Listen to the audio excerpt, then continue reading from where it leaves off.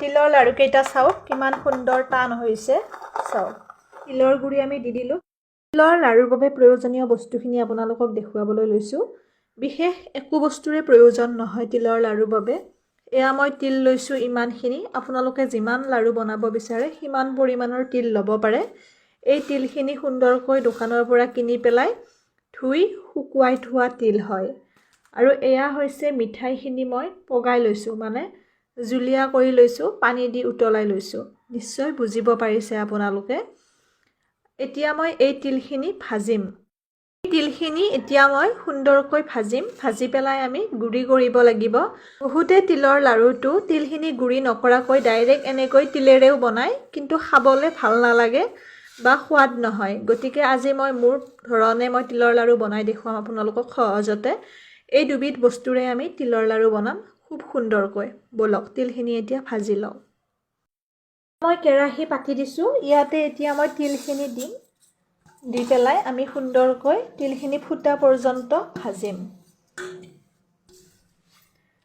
তিলৰ লাড়ুটো খাই বহুতে ভাল পায় আৰু উপকাৰীও হয় ভালো লাগে খাবলৈ গতিকে আজি তিলৰ লাড়ুৱে বনাম আপোনালোকৰ বহু কেইজনে অনুৰোধ কৰিছিল তিলৰ লাড়ু বনোৱা ভিডিঅ' দিবলৈ যদিহে ডিম্পি ডায়েৰী পেজটি ফ'ল' কৰা নাই ফ'ল' কৰিব ইউটিউবত মই ডিম্পি ডায়েৰী বুলি আছোঁ আপোনালোকে চাব পাৰে ইতিমধ্যে আগৰ ভিডিঅ'সমূহত যথেষ্ট মৰম দিছে তাৰ বাবে সদায় চিৰকৃতজ্ঞ আপোনালোকৰ ওচৰত মই এয়া এনেকৈ আমি এইখিনি প্ৰায় 10 মিনিট সময় ভাজিব লাগিব ভাজি উঠি এইখিনি আমি খুন্দিব লাগিব ইচ্ছা কৰিলে আপোনালোকে ঢেঁকীটো খুন্দিব পাৰে পটাটো পিচিব পাৰে আৰু মিক্সাৰ গ্ৰাইণ্ডাৰতো পিচিব পাৰে এতিয়া আমি এইখিনি এনেকৈ ভাজিম আপোনালোকে তিলৰ লাড়ু যিসকলে বনাব জানে কেনেদৰে বনায় মোক জনাবচোন এনেকৈ বনায় নে কিবা বেলেগ ধৰণেও বনায় বহুতে কিন্তু ডাইৰেক্ট তিলটোৰেও বনায় কিন্তু খাবলৈ ইমান ভাল নালাগে এয়া এনেকৈ আমি ভাজিম 10 মিনিট সময় অকণমান মই স্কিপ কৰি দিওঁ নহ'লে ভিডিঅ'টি বহুত দীঘলীয়া হৈ যায় ইতিমধ্যে মই 5 মিনিট সময় ভাজিলোঁ এতিয়া ফুটাৰ আৰম্ভ কৰিছে এয়া নিশ্চয় আপোনালোকে শুনিব পাৰিছে মাত এনেকৈ তিলটো যেতিয়া ফুটিব তাৰপিছত আমি নমাই পেলাই গুড়ি কৰিম তিলৰ লাড়ুত ইচ্ছা কৰিলে আপোনালোকে জালুকৰ গুড়ি লং ইলাচি গুড়িও দিব পাৰে ভাল গোন্ধৰ বাবে কিন্তু মই আজি একোৱে ব্যৱহাৰ নকৰোঁ এনেও তিলৰ লাড়ুটো খাই ভাল লাগে মিঠাইৰে মানে গুড়েৰে আৰু গুড়টো নিশ্চয় সকলোৱে পগাব জানে যদি কোনোবাই নাজানে বা বহুতে নাজানে ক'ব মই লাগিলে গুড় পগোৱা ভিডিঅ' এটিও আপোনালোকক দি দিম আৰু কি কি ৰেচিপি বিচাৰে সেয়াও জনাব মুড়িৰ লাড়ুৰ কথা বহুতে কৈছে দেখুৱাম লাহে লাহে মই বিহুৰ সময় সেইবাবে মই পিঠা পনাৰ ভিডিঅ' দি আছোঁ তাৰপিছত পুনৰ আপোনালোকৰ মাজলৈ মই কাটিং চিলাই ৰেমেডি কিছুমান স্কিন কেয়াৰ হেয়াৰ কেয়াৰ আনিম এয়া ফুটিবলৈ আৰম্ভ কৰিছে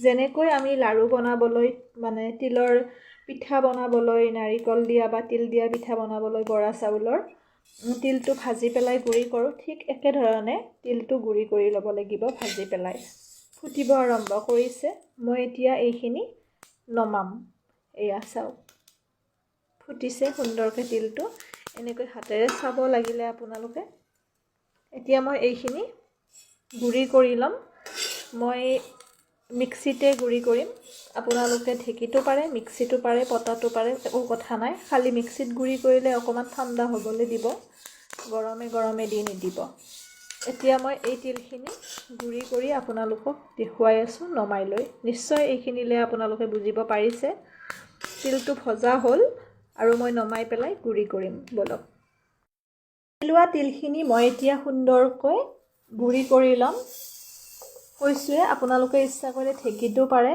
বা এনেদৰে মিক্সিত পাৰে বা পটাত পাৰে মই এতিয়া এইখিনি গুড়ি কৰি ল'ম তিলখিনি মোৰ গুড়ি কৰি লোৱা হৈ গ'ল চাওক সুন্দৰকৈ লাগি থকাখিনি এনেকৈ হাতেৰে উলিয়াই দিব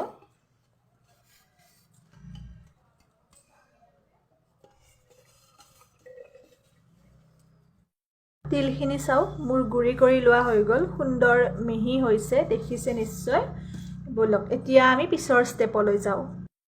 এইখিনি মই অকণমান পনীয়াকৈ ৰাখিছিলোঁ, কিন্তু তিলৰ লাড়ুৰ বাবে গুড়টো আমাৰ অকণমান গোটা হ'ব লাগিব, তেতিয়াহে তিলৰ লাড়ুটো সুন্দৰ টান হ'ব।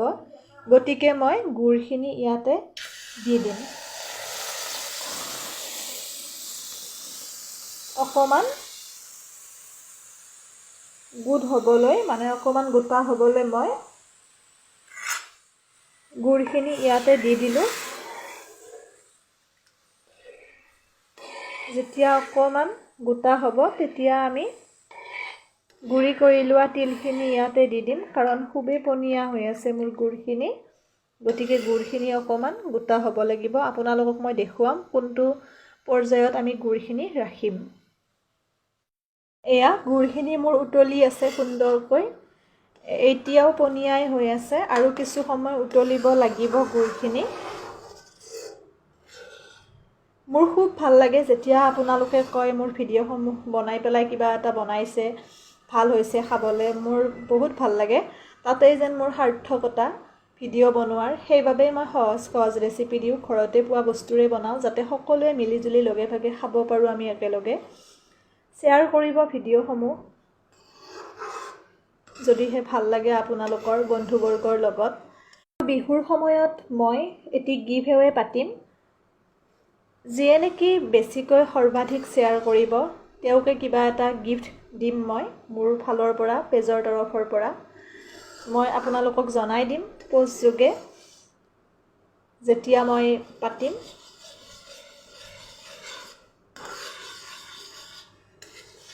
উপহাৰ সৰু হ'লেও উপহাৰেই হয়, যিহেতুকে ভাল লাগে সৰু বস্তু এটা পালেও। আপোনালোকে মোক ইমান মৰম দিছে ইমান কম দিনৰ ভিতৰত, সেয়াই মোৰ বাবে বহুত। সদায় এনেদৰে মৰম দিব, ছাপোৰ্ট কৰিব, ভুল দেখিলে আঙুলিয়াই দিব, আপোনালোকৰ সেইখিনি অধিকাৰ আছে। কোনো ধৰণৰ অশান্তিদায়ক ভিডিঅ' মই আপোনালোকৰ মাজত কেতিয়াও নানো। অকণমান হ'লেও যিখিনি জানো সেইখিনি শিকাবলৈ সদায় চেষ্টা কৰি যাম। আপোনালোকে মাথো সদায় এনেদৰে মৰম দিব। এতিয়া মোৰ এই গুড়খিনি চাওক হৈছেই, হ'ব আৰু অকণমান উতলিলে হ'ব। এয়া গুড়খিনি ইতিমধ্যে মোৰ ৰেডি হৈছে, সুন্দৰকৈ গোটা হৈছে গুড়খিনি। এতিয়া ইয়াতে আমি ভাজি লোৱা মানে গুড়ি কৰি লোৱা ভাজি তিলৰ গুড়িখিনি দি দিম। আপোনালোকে গুড়খিনি অনুপাতে তিলৰ গুড়ি দিব। যদিহে গুড় বেছি হোৱা বুলি ভাবে তেতিয়াহ'লে গুড় কমাই ল'ব, কাৰণ বহুত বেছি হ'লেও লাড়ুটো ভাল নহ'ব। গতিকে গুড়খিনি আপোনালোকে চাব, যিমান অনুপাতত লাগে বুলি ভাবে, যিমান লাড়ু বনায় সেই অনুপাতে গুড় ল'ব। এতিয়া মই এইখিনি ইয়াতে দি দিম। এতিয়া মই এই তিলৰ গুড়িখিনি ইয়াতে দি দিম। গোটেইখিনি তিলৰ গুড়ি আমি দি দিলোঁ। গেছটো বন্ধ কৰি ল'ব কৈছোঁৱে। এতিয়া সুন্দৰকৈ এইখিনি এনেকৈ মিক্স কৰিব।